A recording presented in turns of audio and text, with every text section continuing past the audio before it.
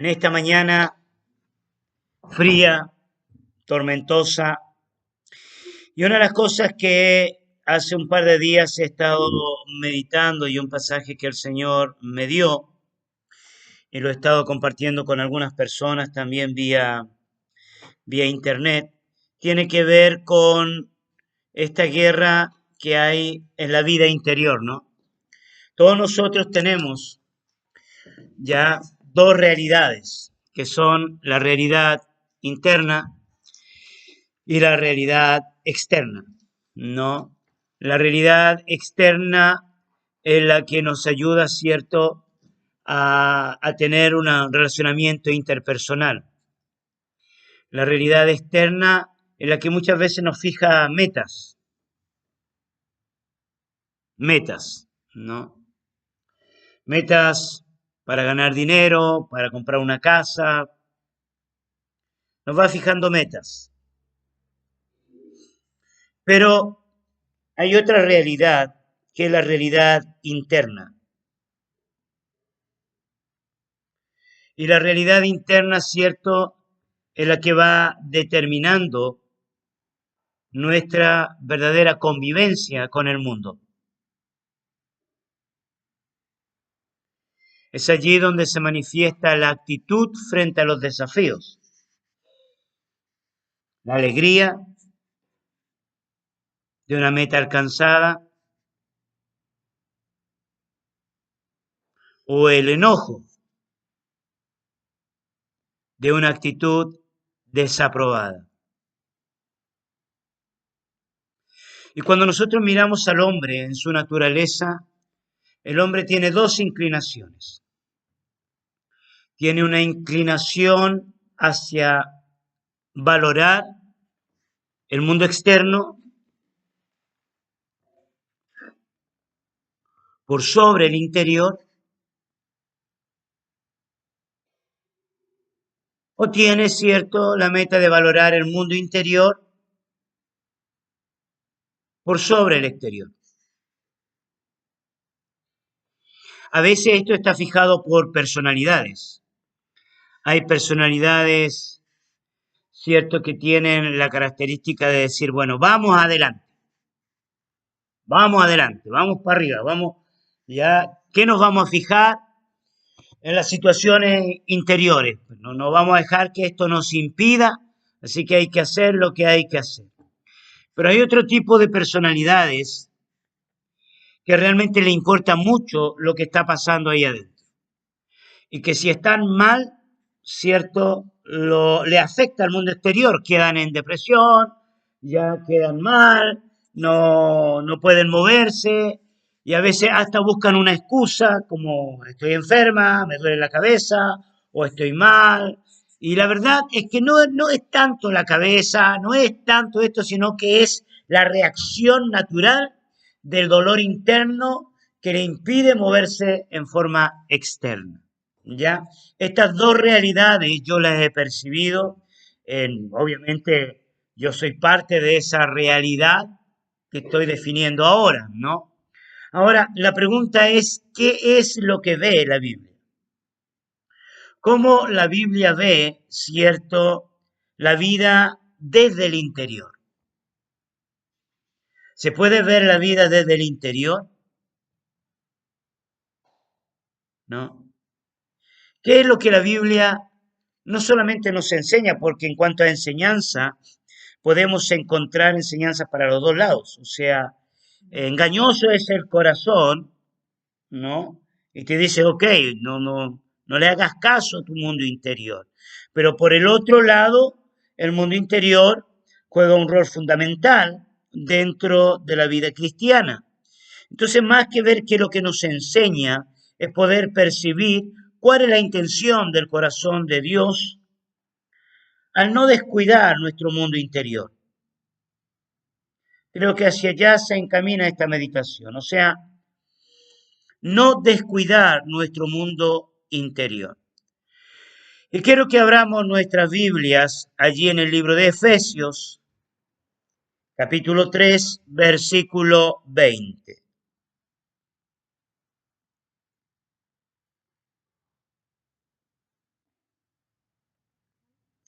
Efesios, capítulo 3,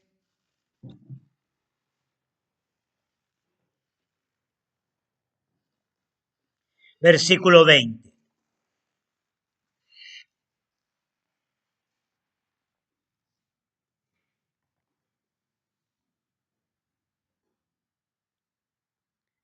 Si alguien lo puede leer.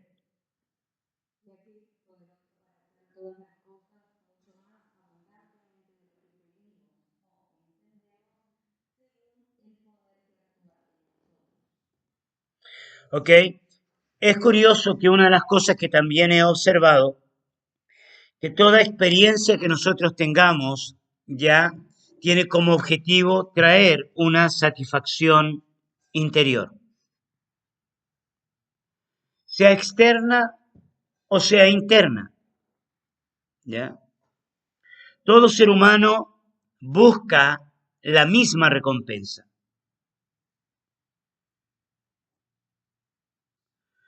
¿Y cuál es esa recompensa? Es precisamente una satisfacción interna.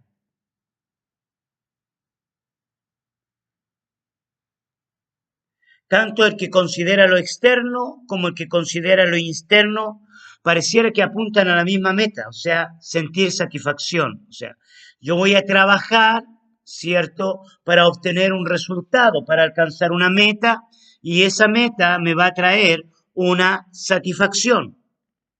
Y eso es algo interior, como, ok, trabajé todo el día, luché por esto, me compré tal cosita, a veces hasta la pizza el fin de semana produce cierto grado de satisfacción. No solamente porque te la vas a comer, sino que porque tenés como comértela. Si no tuvieras como comértela, te quedarías como mal, algo interior, no externo.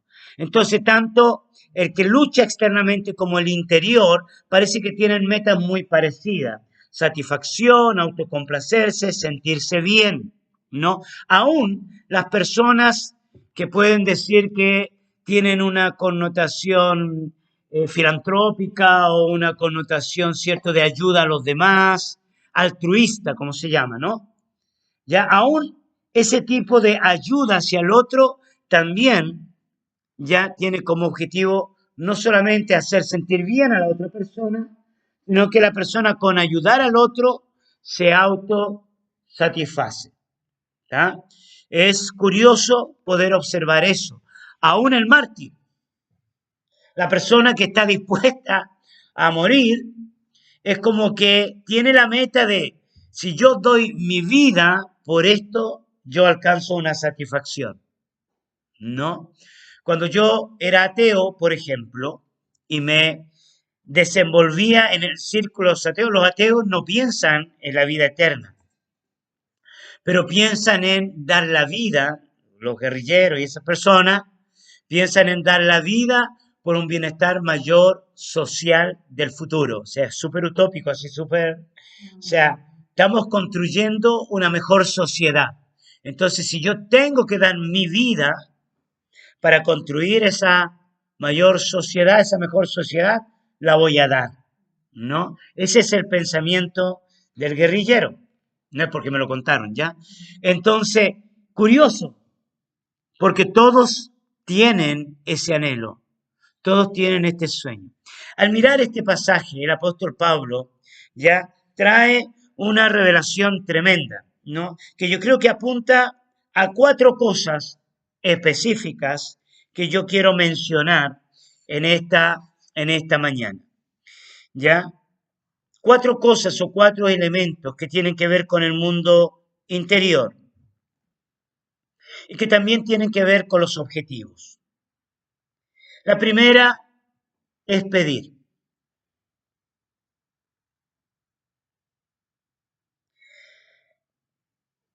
La primera es pedir. Y el pedir está basado en la necesidad. Generalmente la gente pide porque necesita.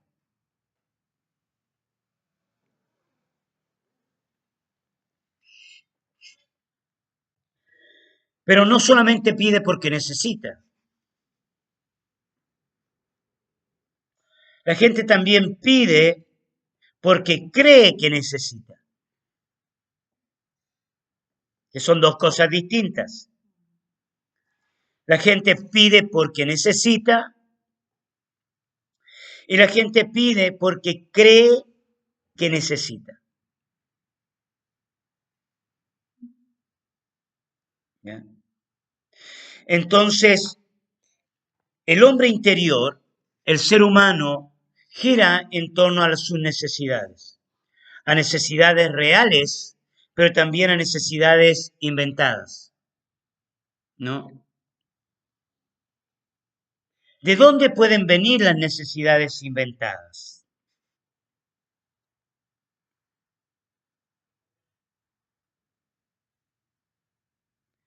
Las necesidades inventadas vienen de falsos sistemas de creencia.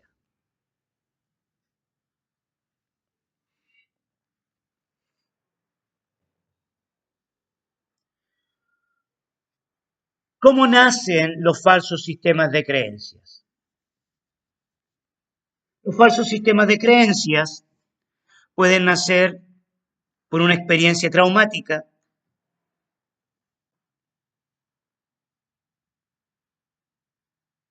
y las experiencias traumáticas forman el mundo interior. Te voy a poner un ejemplo. Si yo me crié en pobreza toda mi vida, la pobreza fue una escuela para mí.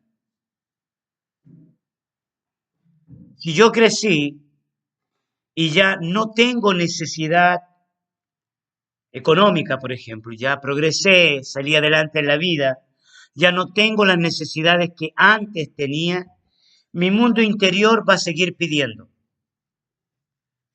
Ya va a seguir pidiendo. ¿Por qué va a seguir pidiendo? Porque hay una formación, ¿me entiende? Anterior. Y la realidad de esa persona no la puede concebir objetivamente, sino subjetivamente. Hay personas que ya están estables, pero tienen miedo a perder. Entonces acumulan y quieren acumular y mantienen y retienen cosas. ¿Ah? Ese tipo de personas sigue trabajando, sigue caminando, sigue marchando, pero tiene muchos temores, tiene muchos miedos en su vida. Eso es un ejemplo. Por ejemplo, otro ejemplo puede estar basado en el área de la paternidad o de la maternidad. Si una persona ha tenido, cierto, una experiencia crítica en la relación maternal o paternal o familiar, ya la persona puede crecer, puede establecer su familia y puede tener una muy buena familia, pero su mundo interior le va a seguir pidiendo una buena familia. ¿Por qué?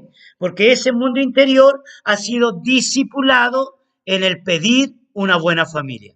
Y aunque ya la tiene, ¿cierto? Ese mundo interior a veces no sabe que ya lo tiene. Es como un falso sistema de creencia. Y sigue pidiendo, sigue pidiendo, sigue pidiendo. Es por eso que a veces tú vas a encontrar experiencias sociales como, oye, pero si esa mujer tenía un buen marido, ya, ese hombre tenía una tremenda mujer, ¿por qué la engañó? ¿Por qué la dejó? ¿No? Y tú decís, pero yo no entiendo, que eso va a ser lo segundo que vamos a ver, ¿no? Yo no entiendo por qué tomó esa decisión, ¿no? ¿Por qué si tiene una buena mujer se pelean todos los días? ¿Por qué? Porque esa construcción interior, ¿cierto? Se edificó en una necesidad inexistente o una necesidad que existió por un tiempo, pero ya fue suplida. Y eso nos lleva a una conclusión. Nos lleva a la conclusión que en el área del pedir, el mundo interior es complejo. En el área del pedir, el mundo interior es complejo. Porque existe el otro paradigma.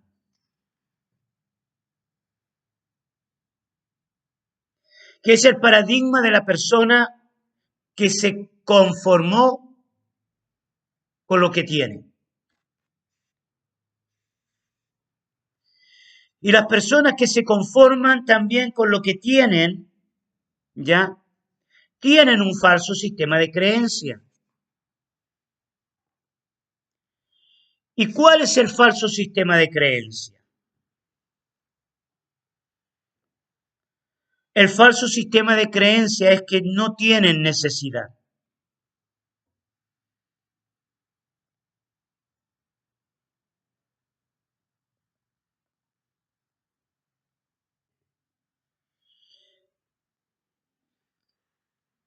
Entonces, ese tipo de personas obviamente jamás van a aspirar a una satisfacción mayor.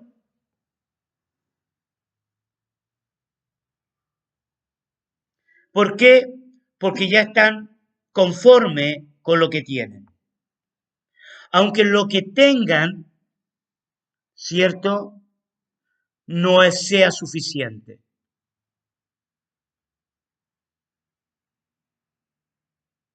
Esto también viene de una educación, esto también viene de una formación interior.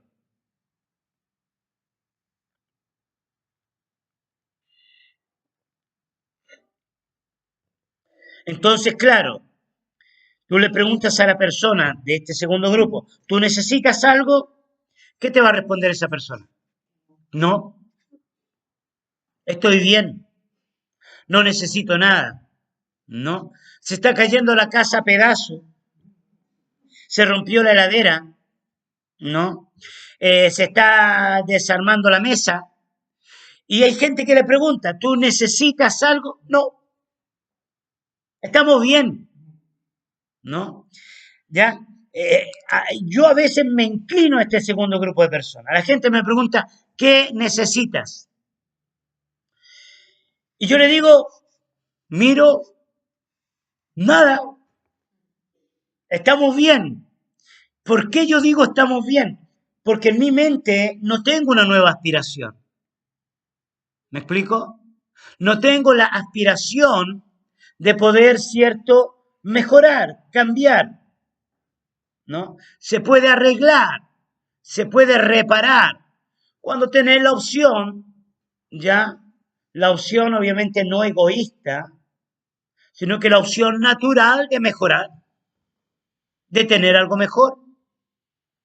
Pero, cierto, este mundo interior se transforma en algo complejo en el área del pedir, cuando los sistemas de creencia, cierto, están errados. Puede ser una experiencia traumática, también puede ser una formación intelectual, pero también puede ser una realidad cultural, una realidad cultural, o sea, yo viví así, siempre viví así, mi familia vivió así, mis amigos vivieron así, mi nación vive así,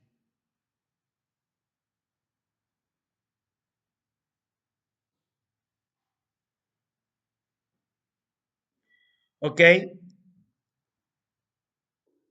Entonces, esa guerra interior, ¿no?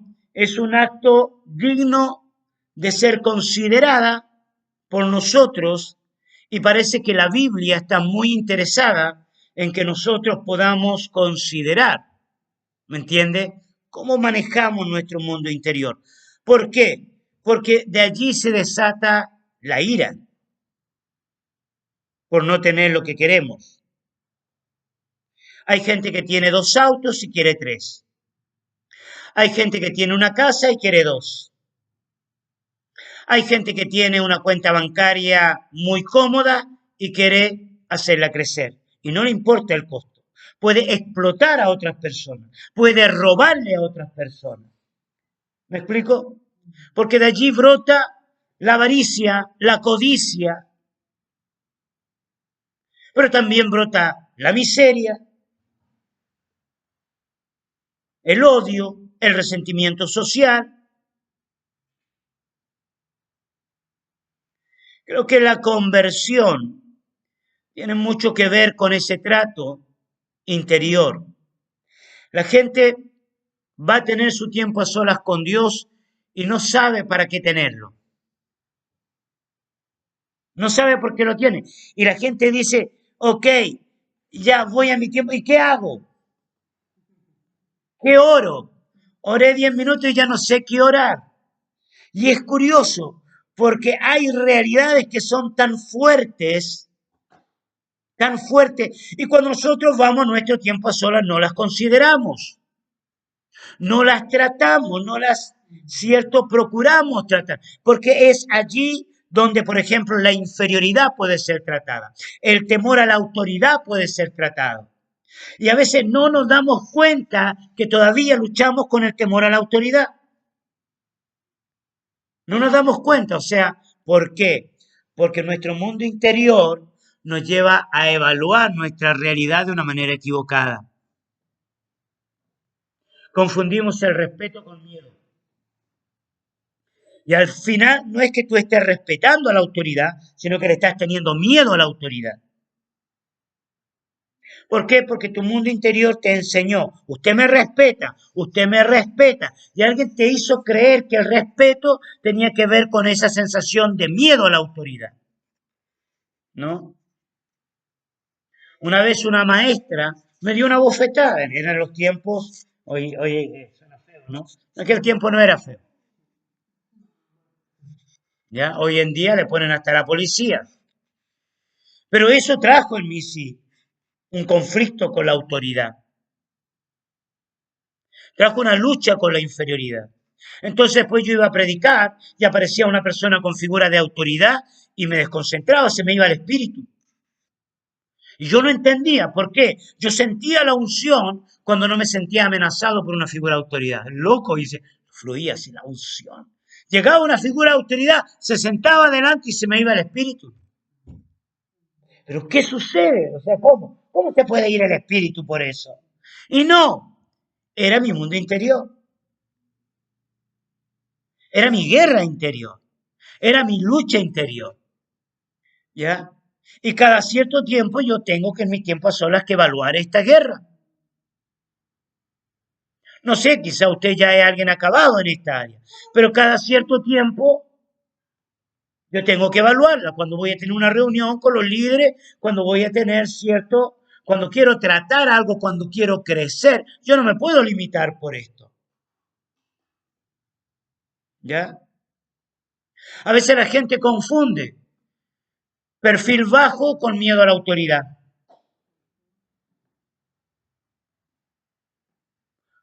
Tengo un perfil bajo. No, no tenés perfil bajo, le tenés miedo. No, no, que otros creen que no, le tenés miedo a enfrentar estas situaciones. Tenés miedo a tomar autoridad, ¿no? Y después terminás haciendo tú lo que otros tienen que hacer.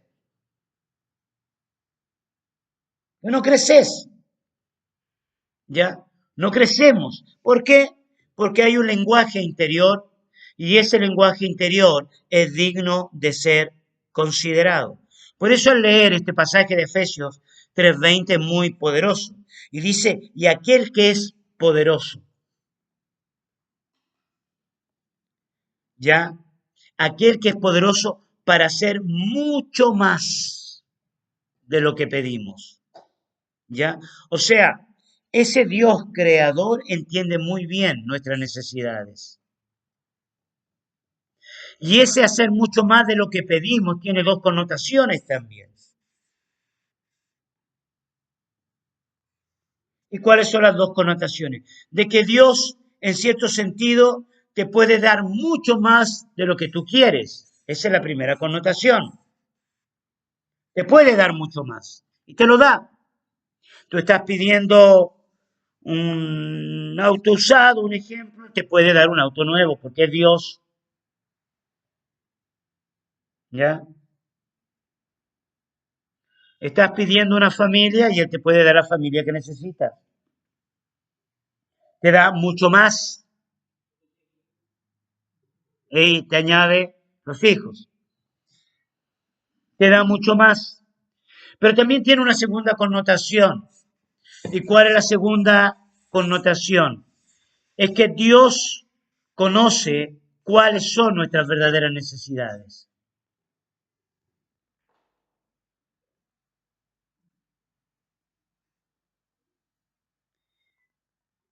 Entonces es mucho más de lo que nosotros pedimos,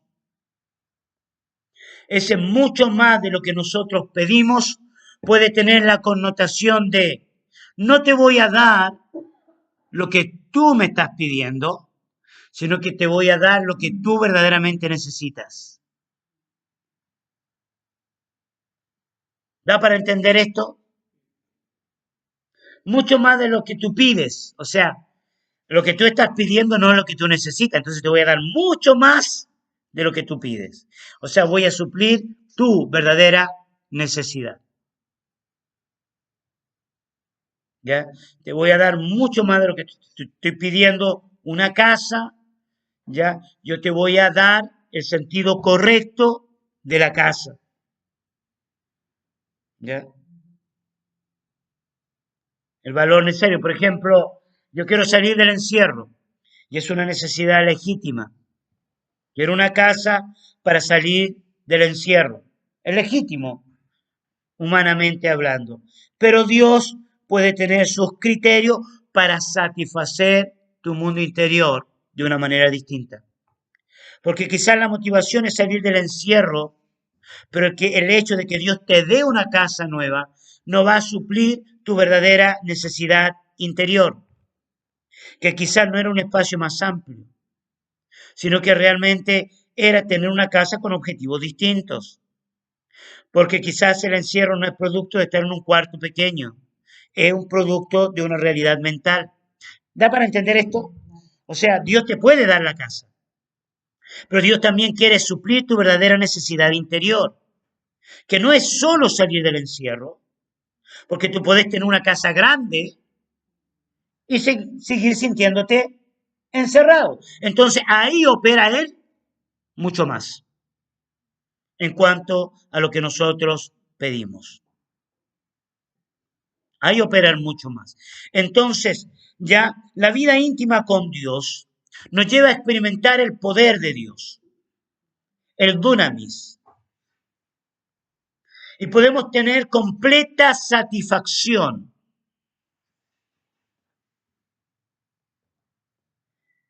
Podemos tener completa satisfacción de que la orientación del pedir, ¿me entiende?, va a ser guiada por el Creador. Podemos tener completa satisfacción que la orientación del pedir va a ser guiada por el Creador. No pedir es una equivocación. Pedir mal es una equivocación. Entonces el pedir es parte de nuestra vida.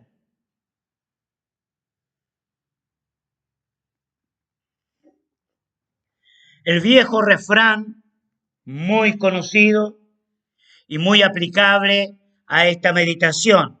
El que no llora, no mama. Pregúntenle a Valentina.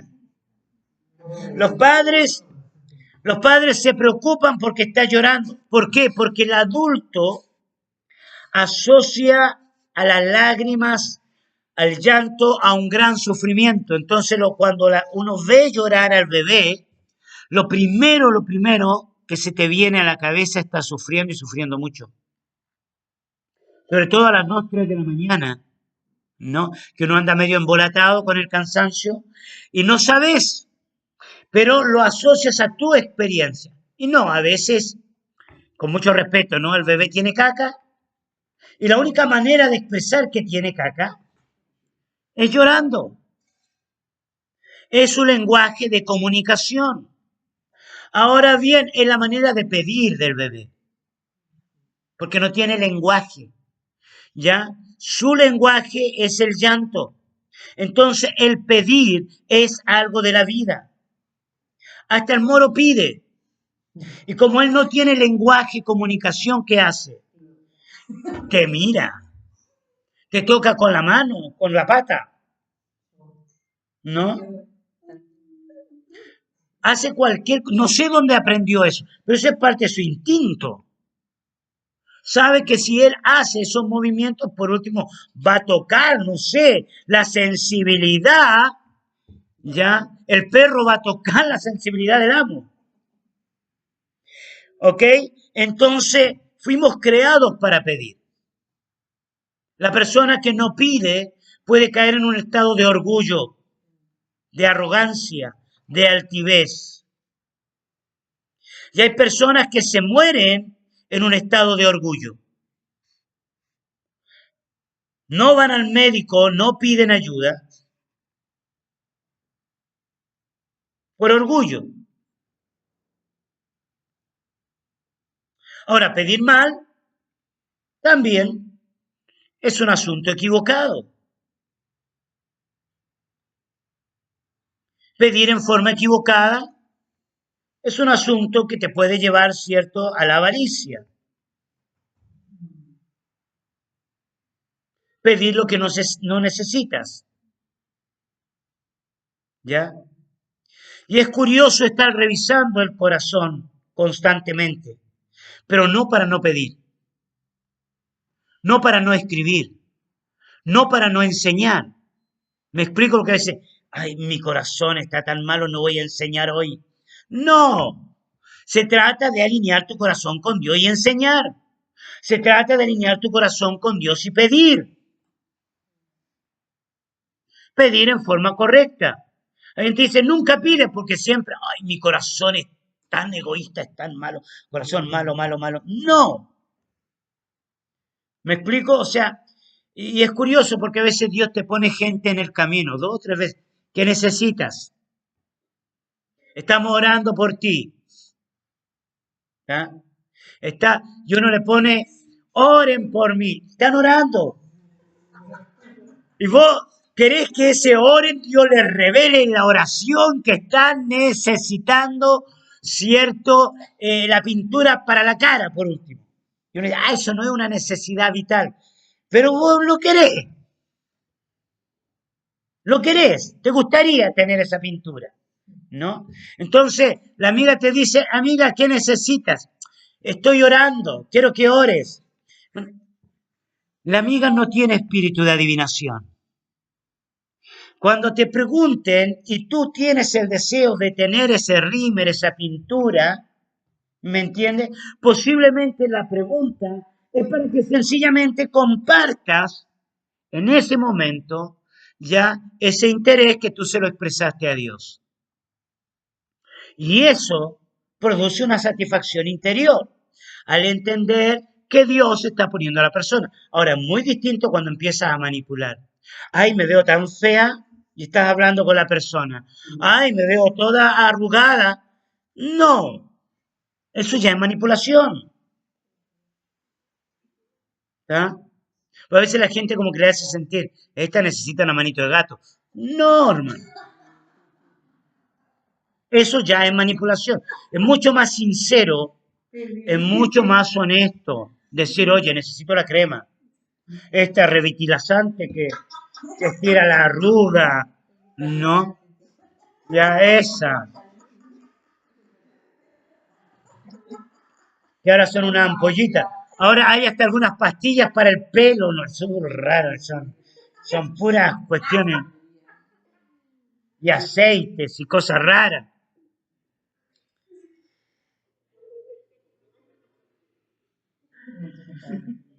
¿Ok? En este sentido, descubrimos entonces que el mucho más abundante de lo que pedimos tiene que ver con la edificación del mundo interior. Efesios capítulo 3, versículo 16, y vamos a terminar con esto y mañana seguimos con el punto número 2. Efesios capítulo 3, versículo 16. Para que os dé conforme a la el hombre. Es interesante, ¿no? ya las riquezas en gloria, fortaleza interior. Y es ahí donde está la guerra, ¿no? ¿Sabes qué?